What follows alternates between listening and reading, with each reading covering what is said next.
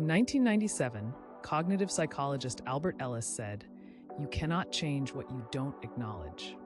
That quote has been pinned on millions of bedroom walls. But here's what almost nobody knows. In his own clinical trials, patients who spent months trying to change negative thoughts through pure willpower showed almost no improvement. So why do we keep telling people the solution is just thinking differently? Albert Ellis built an entire therapy model on the idea that if you catch your negative thoughts and replace them, you can rewire your brain. It sounds perfect, logical. You think, "I'm a failure." You replace it with, "I'm learning." Done. But neuroscience has caught up, and the picture is messier. In 2019, researchers at Stanford led by James Gross ran a landmark study where they split anxious people into two groups. One tried to suppress negative thoughts, the other practiced acceptance. The results flipped the script entirely. Here's what happened. The group that fought their thoughts, their anxiety got worse. Their brain scans showed increased activity in the amygdala, the fear center. They were essentially arm wrestling their own nervous system. The more they pushed back against the thought, the more the thought pushed back. The acceptance group, different story. They didn't try to change the thought, they just noticed it, let it sit there, and their brain activity decreased. This challenges something we've believed for decades. The self-help industry built itself on the idea that thoughts are your enemy and willpower is your weapon. Catch the thought, battle it, replace it. But that model assumes thoughts are the problem. They're not. Your nervous system is. A 2015 study from UC Berkeley by Matthew Lieberman found something even stranger. People who tried to suppress a specific thought ended up thinking about it 60% more often than people who didn't try at all. The effort itself was the trigger. So what's actually happening when you get stuck in a negative thought loop? Your brain isn't broken, it's protecting you.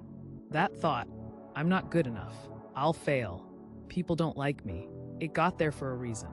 Maybe it worked once, maybe it kept you safe. And now your nervous system is running an old program on repeat. When you try to change it through willpower alone, you're treating the thought as the target, but the thought is just the output. The real thing running is your nervous system's threat detection system. That's why pure cognitive reframing works for some people and not others. If your threat system is calm, you can think differently pretty easily. But if your nervous system is activated, if you're stressed, tired, or triggered, willpower becomes almost useless. This is the part that changes how you actually fix this. The research points to something else entirely. You don't change negative thoughts by fighting them. You change them by changing the state of your nervous system first. That means before you sit down and try to reframe anything, your body needs to feel safe. That's not poetic. That's neurobiology. Practically, this looks like regulate your nervous system through breath work, movement, or safety cues. Then when you're calm, your brain can actually reorganize. Your prefrontal cortex, the thinking part, can talk to your amygdala. This is why therapies like somatic experiencing and polyvagal informed work are starting to outperform pure cognitive therapy in clinical trials. Not because thoughts don't matter.